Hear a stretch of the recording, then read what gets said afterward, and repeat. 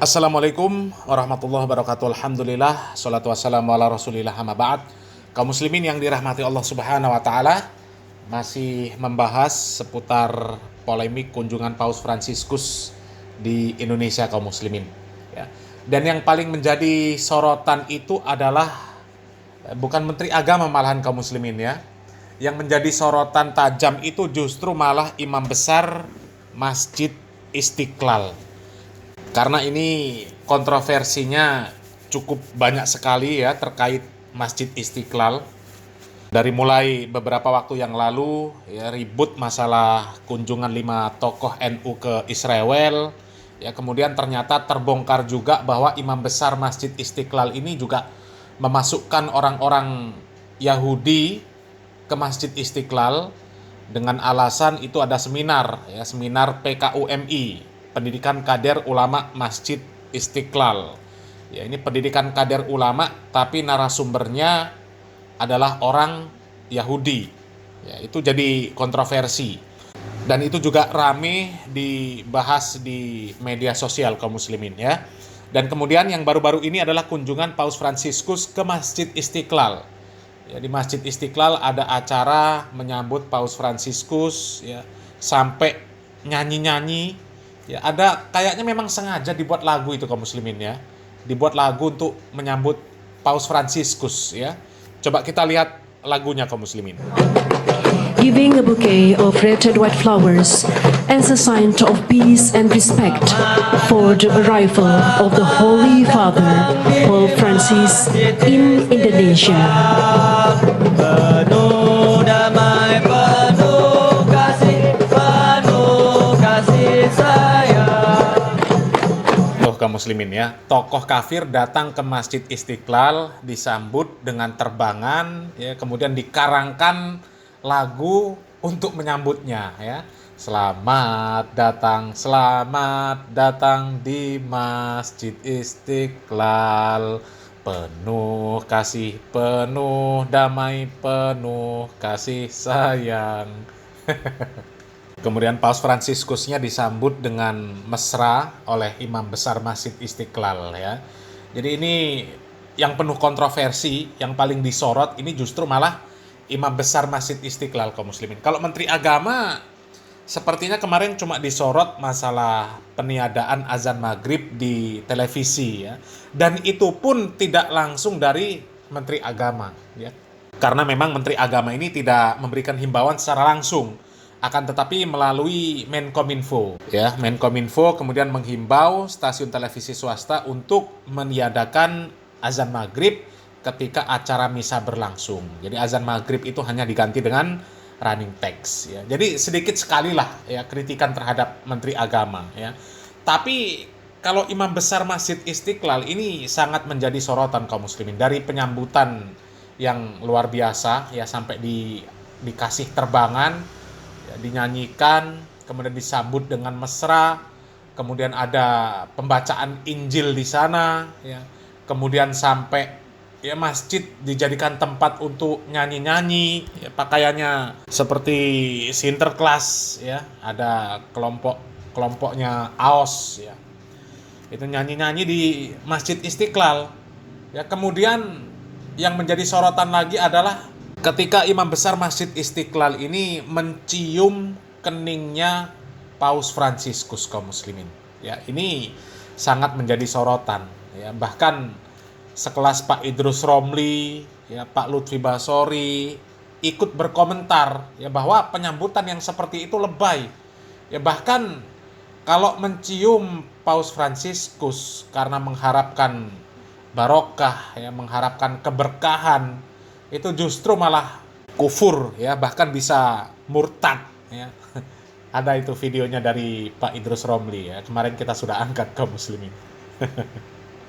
Dan kali ini kaum muslimin ya, terkait masalah imam besar Masjid Istiqlal mencium kepalanya Paus Fransiskus ya. Akhirnya ada seorang ulama, seorang ustadz dari kalangan Muhammadiyah ya, beliau mendapatkan pertanyaan bagaimana hukum mencium paus ya. Tapi paus bukan paus yang di laut ya, Paus Fransiskus. Ya, kalau paus yang di laut ya jangankan dicium ya. Makan saja nggak apa-apa. Coba kita lihat videonya kaum muslimin ya. Baik, ini ada pertanyaan. Bagaimana hukumnya mencium paus? Nah, jadi bagaimana hukumnya mencium paus? Alhamdulillah kita tinggal di Depok Parangtritis. Ini dekat dengan pantai selatan dan di sebelah kita ada TPI, tempat pelelangan ikan. Lalu ada paus terdampar, dicium boleh. Nah, jadi mencium paus itu tidak dilarang. Karena kita tinggal di dekat pantai dan di sebelah kita ada TPI, tempat pelelangan ikan. Tidak cuma paus, lumba-lumba juga boleh untuk dicium. Nah, gimana? Oh, Paus Fransiskus, masya Allah. Baik. Ya, karena tempat kita dekat tempat pelelangan ikan, jadi pikiran saya langsung kepikiran kalau ada paus yang terdampar dicium. Nah, ini boleh, lumba-lumba juga boleh, asal hati-hati, karena kalau tidak hati-hati kalau digigit repot ya. Baik. Jadi kalau mencium paus, ikan paus itu kalau berbahaya maka itu berbahaya bagi badan. Tapi kalau mencium paus yang satunya itu berbahaya bagi akidah. Nah, kalau kita mencium paus beneran, paus ikan, itu kalau kena durinya paling itu hanya merusak badan. Tapi kalau mencium paus yang satunya maka itu merusak akidah. Kenapa? Karena kita sebagai umat Islam kita punya prinsip al-wala wal bara'. Kepada siapa kita harus loyal dan kepada siapa kita harus berlepas diri. Ingat, bedakan hubungan akidah keagamaan dengan hubungan kemanusiaan. Dalam soal kemanusiaan, agama kita mengajarkan untuk menjunjung tinggi nilai-nilai kemanusiaan. Yarhamuhu birahmatil ammah, menjunjung tinggi nilai-nilai kemanusiaan. Kita dianjurkan untuk insafuhu wal adlu ma'ahu, dianjurkan untuk bersikap insaf, bersikap adil meskipun kepada orang yang berbeda agama. Bahkan Al-Quran mengatakan, wala yajrimannakum syana'anu qaumin ala alla ta'dilu. Janganlah kebencianmu kepada suatu kaum membuat kamu berlaku tidak adil. I'dilu huwa aqrabu littaqwa. Berbuat adillah, adil itu lebih dekat kepada takwa. Ini ketika kita berbicara soal muamalah, soal kemanusiaan. Maka kalau ada orang sakit dari orang yang berbeda agama, silahkan diobati. Kalau ada orang yang haus, silahkan dikasih minum. Menolong orang tanpa tanya apa agamanya. Tapi soal loyalitas yang terkait dengan agama, yang terkait dengan ibadah, kita sudah punya prinsip lakum dinukum waliyadin. Bagimu agamamu, bagiku agamaku. Ketika ada seorang syekh tamu negara dari Timur Tengah yang mau ngisi pengajian, dikasih surat, ditolak. Ketika ada tokoh yang itu jelas-jelas non-muslim, agamanya berbeda dengan kita, prinsip akidahnya berbeda, justru disambut dengan sukacita. Maka ini satu sikap yang berlebihan. Kemudian ketika ada tokoh agama dari Timur Tengah sebagai tamu negara hendak memberikan tausiah atau ceramah agama, justru di stop. Maka ini menunjukkan bahwa fi qulubihim marad, di dalam hatinya ada penyakit. Sehingga dalam hal ini ketika kita loyal kepada paus dalam hal keagamaan tadi, belum lagi memberikan fasilitas ibadah umat Islam untuk membaca kitab suci umat beragama lain atau doa-doa beragama lain, maka itu bentuk pengkhianatan terhadap surat Al-Kafirun.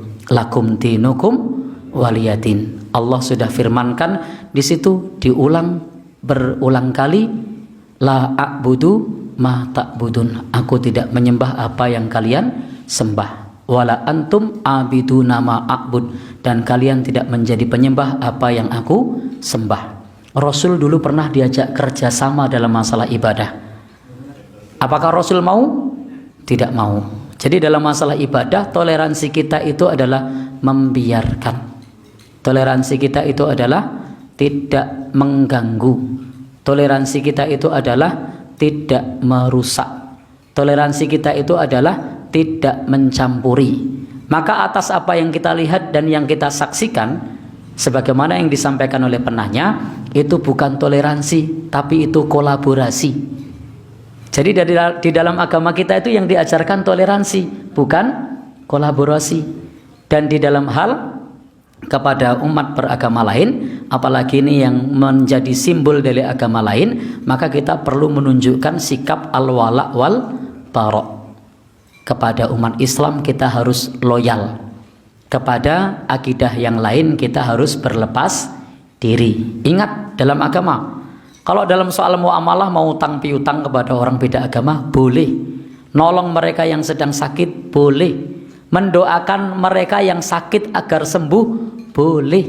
Di zaman Nabi itu ada kepala suku yang sakit, didoakan oleh sahabat dengan membaca surat Al-Fatihah, sembuh, tidak masalah. Jadi kita tidak dilarang dalam soal hubungannya yang terkait dengan muamalah. Tapi kalau sudah menyangkut urusan akidah, maka itu ada batas yang tegas. Kita diajarkan toleransi, bukan kolaborasi.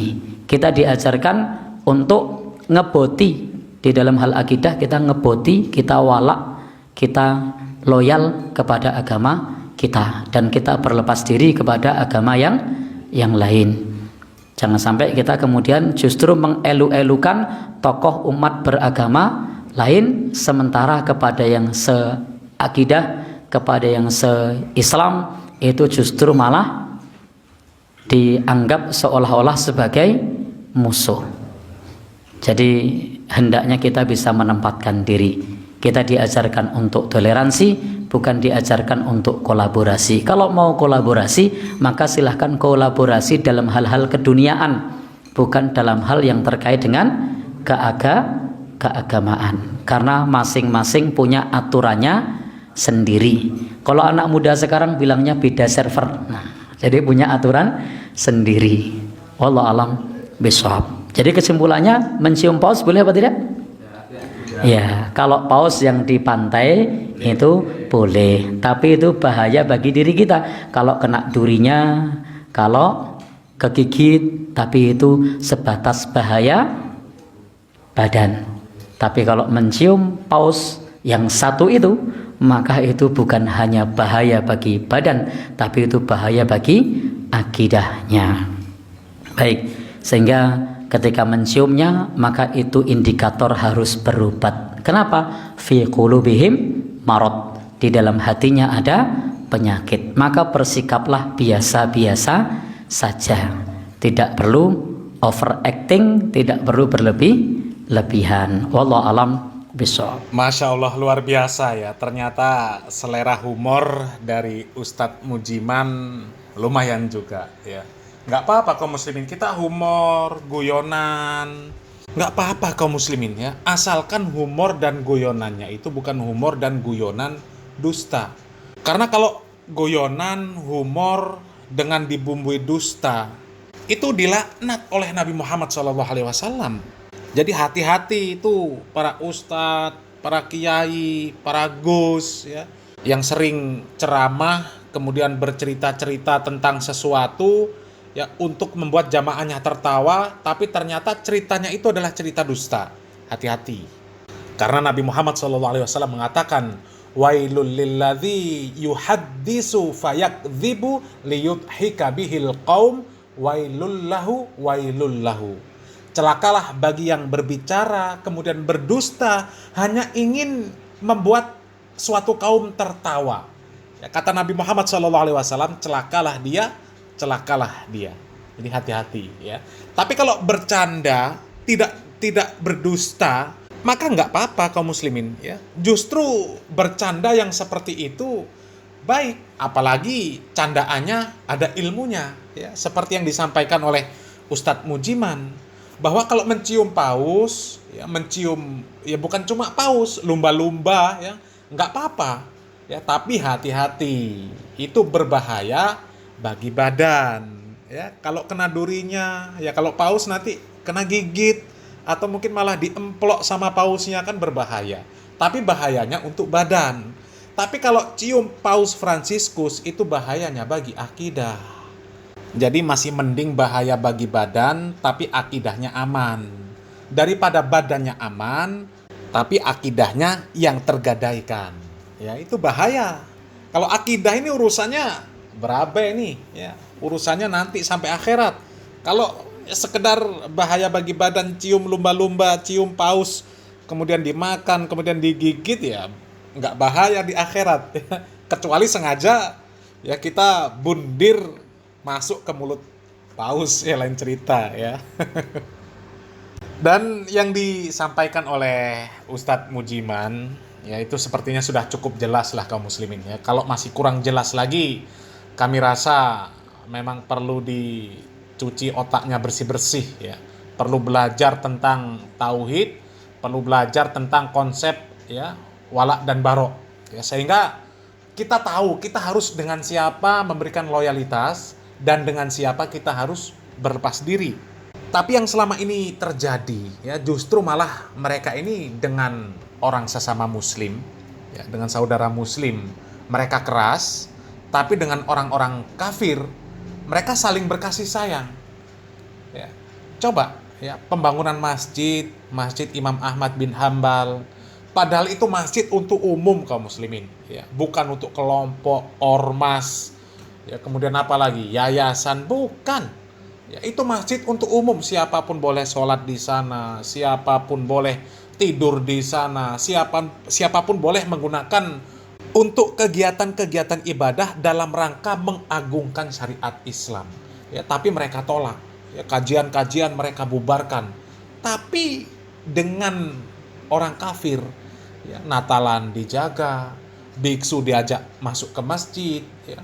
Bahkan sampai juga ya, ngalap barokah kepada biksu ya, paus dicium-cium tangannya, dicium-cium kepalanya, menunjukkan bukti cinta dan kasih sayangnya. Tapi sesama muslim malah keras. Dan yang seperti itu ya, berdasarkan penjelasan dari Ustadz Mujiman tadi, di hati-hati mereka itu terdapat penyakit. Fi qulubihim maradun.